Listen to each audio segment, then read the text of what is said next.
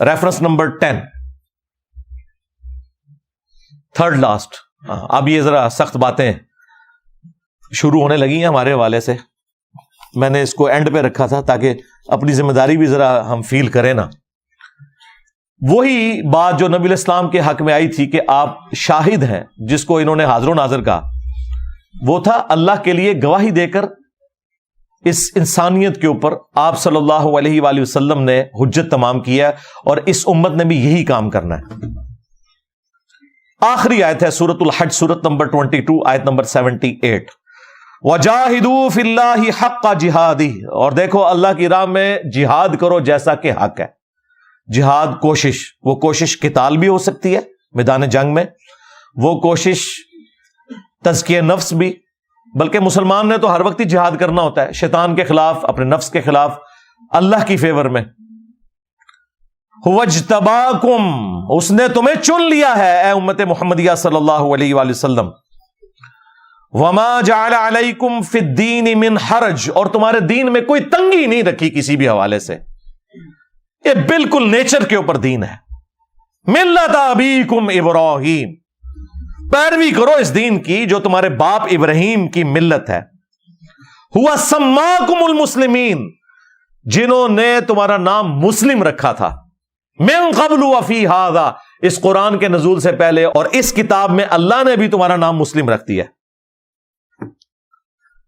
کس لیے؟ لیکون الرسول شہیدا علیکم، تاکہ یہ رسول تم پر گواہ ہو. یہاں پہ اعلیٰ حضرت نے ترجمہ حاضر و ناظر نہیں کیا، گواہ کر دیا، کیونکہ آگے امت کو بھی حاضر و ناظر ماننا پڑنا تھا. وَتَكُونُوا شُهَدَاءَ عَلَى النَّاسِ، اور تم لوگوں پر اللہ کے لیے گواہی دیتے ہوئے کھڑے ہو جاؤ، اور تم لوگوں پر حاضر و ناظر. ہاں، اسی میں کہتا ہوں ترجمہ آپ کسی کا بھی پڑھ لیں، ڈنڈی جہاں اس نے ماری ہے وہ پکڑی جائے گی، خود اپنے ترجمے میں اس کی ڈنڈی پکڑی جائے گی. فَأَقِيمُوا الصَّلَاةَ، پس نماز کو قائم رکھو. وَآتُوا الزَّكَاةَ، اور زکات دو. وَاعْتَصِمُوا بِاللَّهِ، اور اللہ کے ساتھ چمٹ جاؤ. اللہ کے ساتھ چمٹنا کیا ہے؟ قرآن کے ساتھ، نبی علیہ السلام کے ساتھ چمٹنا، اللہ کی رسی. وَاعْتَصِمُوا بِحَبْلِ اللَّهِ جَمِيعًا وَلَا تَفَرَّقُوا، سب کے سب مل کر اللہ کی رسی کو مضبوطی سے پکڑ لو اور فرقوں میں مت بٹو. نبی علیہ السلام نے قرآن کو اللہ کی رسی کہا ہے. غدیر خم کی حدیث، قرآن اور اہل بیت والی، مسلم شریف میں جو اوپر تلے 4 حدیث ہیں، اس میں قرآن کو اللہ کی رسی کہا گیا. اس میں ہدایت ہے، اس میں نور ہے. تم اللہ کی کتاب کو پکڑو، اس سے تعلق اپنا مضبوط کرو. اللہ کی کتاب اللہ کی رسی ہے، جو اسے پکڑے گا ہدایت پر ہوگا، جو چھوڑ دے گا گمراہ ہو جائے گا. اور پھر نبی علیہ السلام نے فرمایا دوسری بھاری چیز میرے اہل البیت ہیں، میں ان کے معاملے میں تمہیں اللہ کا خوف دلاتا ہوں. تو یہاں پر اللہ تعالیٰ نے کہا کہ اپنا تعلق اپنے رب کے ساتھ، قرآن و سنت کے ساتھ مضبوط کرو. ہوا مولاکم، وہی تمہارا پش پناہ ہے، تمہارا مولا ہے. فنعم المولا ونعم النصیر، تو کیا ہی اچھا مولا ہے اور کیا ہی اچھا وہ مددگار ہے. اللہ سے بڑھ کے کون ہو سکتا ہے؟ تو یہاں پہ آپ کا نام مسلم بتایا گیا ہے، بریلوی دیوبندی اہل حدیث شیعہ نہیں بتایا گیا، حنفی شافعی مالکی نہیں. وہ کہتے ہیں نہیں جی مسلمان ہی ہے نا. سرکار آپ کسی بھی بریلوی دیوبندی اہل حدیث شیعہ کی مسجد میں جائیں اور وہ آپ سے پوچھے کہ آپ کون ہیں اور آپ جواب میں کہیں کہ میں مسلم ہوں، تو وہ آگے سے آپ کو لازماً کہے گا میں کافر ہوں. یہ وہ جو چڑ جاتا ہے، یہی اشارہ ہے کہ یہ مسلم نام سے چڑھتے ہیں. اچھا اگر کافر نہیں ہو تو کسی مسجد میں مسلم کیوں نہیں لکھتے ہو؟ اپنے تو سارے بابے سال لگائے ہوئے ہیں، حنفی، دیوبندی، ہاں اہل سنت والجماعت حنفی دیوبندی، اہل سنت والجماعت حنفی بریلوی، بلکہ وہ ول وہ لکھتے ہیں اور یہ واؤ کے ساتھ لکھتے ہیں. وہ کہتے ہیں انہوں نے ول پہ ہے، جو بندیاں نو ول پہ آ جائے تو بغیر ول والا جڑا جی نا وہ بریلوی لکھتے جے. مسلم کیوں نہیں لکھتے؟ بخاری مسلم میں حدیث ہے کہ قرب قیامت میں جب دجال نکلے گا اور عیسیٰ ابن مریم کے ساتھ مل کر مسلمان قتال کریں گے اس کے خلاف، تو اگر کوئی یہودی میدان جنگ میں کسی درخت یا پتھر کے پیچھے بھی چھپا ہوگا نا، تو وہ درخت اور پتھر بھی بول اٹھے گا اور کہے گا اے مسلم، میرے پیچھے یہودی ہے، اسے قتل کرتے ہیں. یعنی عام حالت میں نہیں قتل کرنا، یعنی میدان جنگ کی بات ہو رہی ہے. وہاں پہ الفاظ ہیں یا مسلم، ایھا المسلم، یا بریلوی یا دیوبندی یا اہل حدیث یا شیعہ نہیں ہے. ہاں، سوائے ایک غرقت کا درخت نبی علیہ السلام نے کہا وہ پناہ دے گا جس کی کاشت اسرائیل میں کثرت کے ساتھ کی ہے انہوں نے. بڑا گھنا قسم کا درخت ہوتا ہے، ایک جھاڑی ہے درخت نما، وہ پناہ دے گا، وہ یہودیوں کا درخت ہے. تو بس اس وقت کا انتظار کریں، اور اس وقت اگر آپ کو مسلم کی صدا آئی اور آپ نے پیچھے مڑ کے نہ دیکھا، یہ سمجھتے ہوئے کہ کوئی انجینئر صاحب کا اسٹوڈنٹ ہی نہ پکار رہا ہو، تو بدبختی کی موت ہی مر جائیں گے. آج سے ہی تیاری شروع کر دیں. ریفرنس نمبر 11 سورہ التوبہ، سورت نمبر 9 کی آیت نمبر 24. یہ تو ہمارے استاد ڈاکٹر اسرار صاحب جس طریقے سے بیان کرتے تھے وہ ان کا خاصہ تھا. وہ ڈاکٹر اسرار صاحب تو قرآن پھر اس طرح بیان کرتے تھے جس طرح قرآن نازل ہوا ہے. قرآن اس طرح نہیں نازل ہوا جس طرح طارق جمیل صاحب یا غامدی صاحب بولتے ہیں. قرآن اس طرح نازل ہوا ہے جس طرح ڈاکٹر اسرار صاحب بیان کرتے ہیں. اور نبی علیہ السلام بھی اسی طرح بیان کرتے تھے. صحیح مسلم میں حدیث ہے کہ جب نبی صلی اللہ علیہ وآلہ وسلم ممبر پر چڑھتے تو آپ کی آنکھیں سرخ ہو جاتی، آواز بلند ہو جاتی، غصے میں اضافہ ہو جاتا، جیسا کہ کوئی جرنیل اپنی فوج کو تیار کر رہا ہو. تو یہ آنکھیں سرخ ہونا، آواز کا بلند ہونا اور غصے میں اضافہ ہونا ایگریسو سٹائل میں، یہ چیز تھی جس نے صحابہ کرام میں بجلی بھری تھی. اور یہ آیت تو پھر وہ ڈاکٹر سار صاحب جس طریقے سے بیان کرتے تھے. آیت نمبر 12 24 نمبر سورہ التوبہ آیت نمبر 24. قل ان کان آباؤکم، اے نبی ان سے کھول کر یہ بات ارشاد فرما دو کہ اگر تمہارے باپ وابناؤکم اور تمہارے بیٹے یعنی تمہاری اولاد، واخوانکم اور تمہارے بھائی، وازواجکم اور تمہاری عورتیں، وعشیرتکم اور تمہارا سارے کا سارا کنبہ، واموال اقترفتموها اور تمہارے کمائی کے مال، وتجارت تخشون کسادها اور وہ تجارت جس کے ماند پڑ جانے کا ہر وقت تمہیں خدشہ لگا رہتا ہے، ومساکن ترضونها اور وہ گھر جو تمہارے پسندیدہ ہیں. یہ 8 چیزیں گنوائی ہیں دنیا کی. اگر ان 8 چیزوں کی محبت، احب الیکم، اگر یہ چیزیں تمہیں زیادہ محبوب ہو جائیں، من اللہ ورسولہ وجہاد فی سبیلہ، اللہ سے اور اس کے رسول سے اور اللہ کی راہ میں جہاد کرنے سے، فتربصوا تو پھر انتظار کرنا، حتی یأتی اللہ بامرہ یہاں تک کہ اللہ تعالیٰ کا حکم عذاب تم پر آ پہنچے. واللہ لا یہدی القوم الفاسقین اور اللہ تعالیٰ فاسق لوگوں کو ہدایت نہیں دیتا. بلکہ ڈاکٹر اسرار صاحب جب بولتے تھے نا تو ساتھ کہتے تھے فتربصوا تو دبا ہو جاؤ، حتی یأتی اللہ بامرہ یہاں تک کہ اللہ تعالیٰ کا حکم عذاب آ پہنچے، انتظار کرو. اللہ اکبر. یہ آیت ہے جی جس میں اللہ تعالیٰ نے دنیا کی 8 چیزیں گنوائی ہیں اور کہا ہے کہ یہ ظاہر ایک سمبل کے طور پر ہے، اس ساری چیزیں اسی کیٹیگری میں فال کرتی ہیں. اگر ان کی محبت اللہ رسول سے بڑھ جائے، اللہ کی راہ میں جہاد سے بڑھ جائے تو پھر فارغ ہو.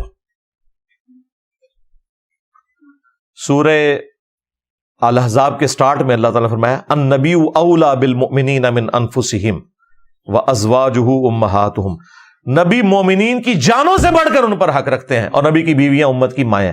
یعنی ہماری جان سے بھی بڑھ کر ہم پر جس کا حق ہے نا وہ شخصیت ہے جس کی قبر مدینے میں ہے، جو ہمارے روحانی باپ ہیں کیونکہ ان کی بیویاں امت کی مائیں ہیں. بخاری اور مسلم دونوں میں حدیث ہے اس شخص نے ایمان کی حلاوت چکھ لی جس میں 3 نشانیاں ہیں. نمبر 1 اللہ اور اس کا رسول اسے پوری دنیا میں ہر چیز سے بڑھ کر محبوب ہو جائیں. نمبر 2 دوستی اور دشمنی کا معیار اللہ کی ذات. اور نمبر 3 کفر کی طرف لوٹایا جانا اس کے لیے اتنا ہی مشکل ہو جائے جتنا زندہ آگ میں جلنا، یعنی وہ زندہ آگ میں جلنے کے لیے تیار ہو جائے لیکن اپنا دین نہ چھوڑے تو پھر اسے ایمان کی مٹھاس مل جائے گی. پھر بخاری اور مسلم دونوں میں حدیث ہے تم میں سے کوئی شخص اس وقت تک مومن ہی نہیں ہو سکتا جب تک کہ میں اسے اس کے ماں باپ، اولاد، سب لوگوں سے بڑھ کر عزیز نہ ہو جاؤں. تو یہ نبی علیہ السلام کیا بتا رہے تھے؟ نبی علیہ السلام یہ بتا رہے تھے کہ ماں باپ تے شاہی کوئی نہیں، بابے تے شاہی کوئی نہیں، جہاں میری بات آ جائے.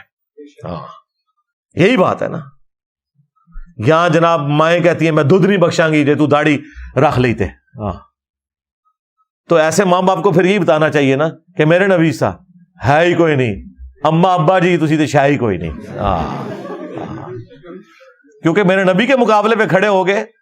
اور یہ سب سے ہلکا جملہ ہے جو ہم بول سکتے ہیں. ادروائز تو ان کو کہنا چاہیے کہ اپنے ایمان کی فکر کرو، تم خود بھی مسلمان رہے ہو کہ نہیں، بغاوت پہ اتر کے. اور پھر صحیح بخاری میں ایک حدیث ہے، نبی الاسلام اور سیدنا عمر ایک دفعہ ہاتھ میں ہاتھ ڈال کے چہل قدمی کر رہے تھے. تو حضرت عمر نے دیکھا نبی الاسلام نے اتنی شفقت کی ہے تو تھوڑے فرینک ہوئے. ان کا یا رسول اللہ پوری دنیا میں سب سے بڑھ کر آپ مجھے محبوب ہیں سوائے میری جان کے. اچھا وہ سمجھ رہے تھے میں نے بہت کارنامہ کر دیا. نبی الاسلام نے فرمایا نہیں بلکہ تیری جان سے بھی بڑھ کر. تو ان کا یا رسول اللہ ہاں آپ مجھے میری جان سے بھی بڑھ کر عزیز ہیں. پھر آپ نے فرمایا اب تیرا ایمان مکمل ہوا ہے. اچھا انہوں نے سچ بولا. انسان کو اپنی جان سے آگے تو کوئی چیز نہیں ہوتی، لیکن نبی علیہ السلام کے سامنے سچ بولنے کی برکت یہ ظاہر ہوئی کہ آپ علیہ السلام نے اس بات کو کھول دیا کہ بھائی یہ بھی ایمان مکمل نہیں ہے جب تک کہ اپنی جان سے بھی بڑھ کر مجھے عزیز نہیں سمجھو گے. اور اس کا مطلب قطعاً یہ نہیں ہے کہ آپ نے لبیک یا رسول اللہ کے نعرے ہی لگانے ہیں خالی اور عمل کوئی نہیں کرنا. ختم نبوت کا نام لینا ہے اور چلانی ہے جو اپنی کاز اینٹی قادیانی کاز چلانی ہے، اینٹی چشتی رسول اللہ، اینٹی تھانوی رسول اللہ بات ہی نہیں کرنی کیونکہ اس میں اپنے فرقے خلاف ہو جائیں گے. تو یہ ختم نبوت کا کام نہیں ہو رہا، یہ اینٹی قادیانی کام ہے. ختم نبوت یہ ہے کہ خواہ غلام احمد قادیانی دجال ہو یا کوئی اور دجال ہو، وہ کسی بھی فرقے کا بزرگ ہو، جس نے ختم نبوت کے اوپر ڈاکہ مارا ہے سب کو ایک ہی کٹہرے میں لا کر کھڑا کیا جائے. آخری ریفرنس نمبر 12. آپ گیس کریں کہ آخری ریفرنس کیا ہو سکتا ہے. اس کے بعد تو کسی کی گنجائش ہی نہیں تھی. تو یقیناً یہ 11واں ریفرنس ہی آخری تھا. یہ جو 12واں ریفرنس ہے، جو اللہ کے محبوب علیہ السلام کا احسان ہے اس امت کے اوپر، اس کے کانٹیکسٹ میں اللہ تعالیٰ نے امت کے اوپر ایک چیز فرض کر دی ہے. سورۃ الاحزاب سورت نمبر 33 آیت نمبر 56. ان اللہ وملائکتہ یصلون علی النبی یا ایھا الذین آمنوا صلوا علیہ وسلموا تسلیما. اللہم صل علی محمد وعلی آل محمد کما صلیت علی ابراہیم وعلی آل ابراہیم انک حمید مجید. اللہم بارک علی محمد وعلی آل محمد کما بارکت علی ابراہیم وعلی آل ابراہیم انک حمید مجید. السلام علیک ایھا النبی ورحمۃ اللہ وبرکاتہ. یہ آیت جب نازل ہوئی تو صحابہ کرام نے کہا یا رسول اللہ آپ نے ہمیں سلام تو سکھا دیا ہے، السلام علیک ایھا النبی، ہم آپ پہ درود کیسے پڑھیں؟ اور بخاری کے تو الفاظ ہیں ہم آپ اور آپ کے اہل البیت پر کیسے درود پڑھیں؟ تو پھر نبی علیہ السلام نے یہ درود ابراہیمی تعلیم فرمایا. اس کا جو پہلا حصہ ہے یہ بھی پرفیکٹ ہے، اللہم صلی علی محمد وعلی آل محمد. تو یہ امت کے اوپر اللہ تعالیٰ نے اوبلیگیٹری ٹھہرا دیا کہ آپ صلی اللہ علیہ وآلہ وسلم کے لیے دعائے رحمت کرنی ہے، دعائے سلامتی کرنی ہے. اگرچہ اس کا فائدہ ہمیں ہی ہے. مسلم شریف میں حدیث ہے جو مجھ پر ایک دفعہ درود پڑے گا اللہ تعالیٰ اس پہ 10 رحمتیں نازل فرمائے گا. اور درود شریف کے فضائل میں تو میری پوری مجلس ہے 5 گھنٹے کی، آپ وہ دیکھ لیں. درود شریف سے متعلق 50 کوسچنز وہاں پہ تفصیل کے ساتھ مل جائے گی. بہرحال اس آیت میں امت کو یہ تعلیم کیا گیا ہے کہ جس نبی کا یہ آپ پر احسان ہے، جس نبی کو اللہ تعالیٰ نے ذریعہ بنایا آپ کی ہدایت کا، آپ نے ان کے لیے دعا کرنی ہے. اس لیے ہم دیکھیں ہماری نماز اسی چیز کے ساتھ جڑی ہوئی ہے. ہم نماز میں بھی درود شریف پڑھتے ہیں، آگے پیچھے بھی، مسجد میں جاتے وقت بھی درود شریف ہے. اور درود شریف کو اپنا حرز جاں بنانا ایک مومن کی نشانی ہے الحمدللہ. باقی نبی علیہ السلام کو ہماری دعاؤں کی کوئی ضرورت نہیں ہے.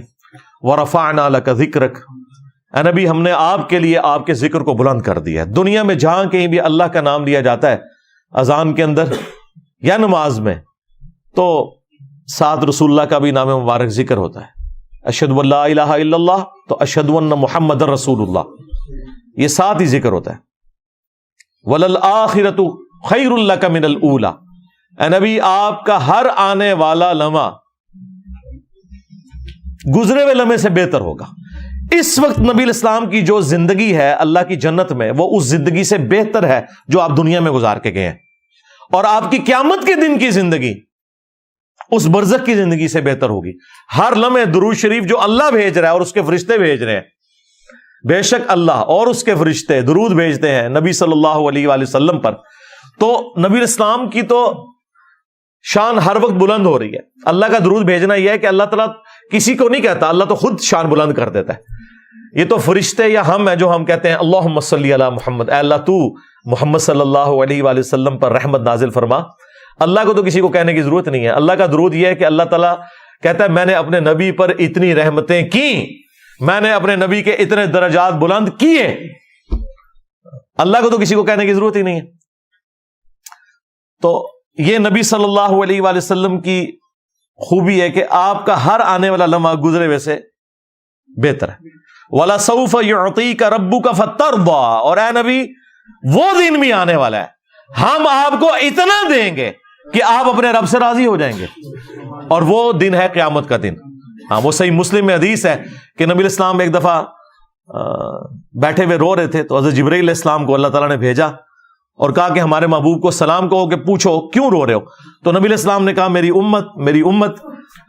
تو اللہ تعالیٰ نے پیغام بھجوایا کہ انہیں سلام کہو اور کہو کہ ہم آپ کی امت کے معاملے میں آپ کو قیامت والے دن رسوا نہیں کریں گے. تو یہ شفاعت ملنی ہے.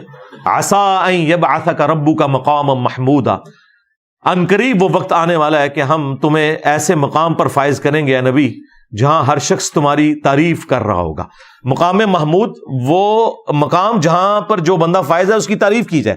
نبی الاسلام کے لیے وہ مقام محمود ہے. اور بخاری مسلم میں تفصیلی حدیث ہے کہ تمام انبیاء سے ہو کر اینڈ پہ نبی الاسلام کے پاس لوگ آئیں گے اور آپ کی دعا کی برکت سے شفاعت کا دروازہ کھلے گا. اور پھر جب شفاعت کا دروازہ کھلے گا پھر باقی انبیاء بھی شفاعت کریں گے, اللہ کے نیک بندے بھی شفاعت کریں گے, فرشتے بھی شفاعت کریں گے. لیکن نیک بندے وہ جنہوں نے اللہ کی عبادت کی ہوگی, جنہوں نے اپنی عبادت کروائی ہے وہ تو گئے. ہاں دنیا سے میری زبان تو گئے, آخرت اللہ دے عذاب وچ گئے. ہاں جنہوں نے کمٹمنٹ کے ساتھ زندگی گزاری ہے وہ شفاعت کریں گے, اس میں کوئی شک نہیں ہے.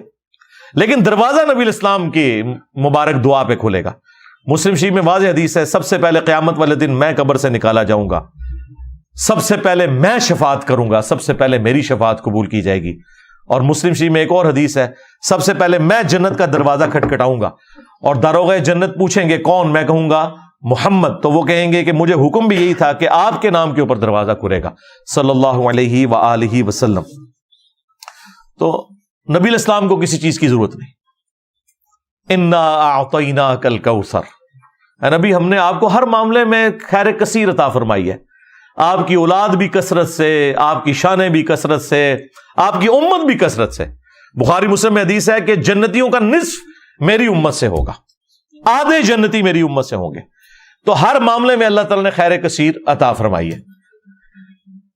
فصلی لربک وانحر, تو آپ اپنے رب کے لیے نماز پڑھیں, قربانی کریں.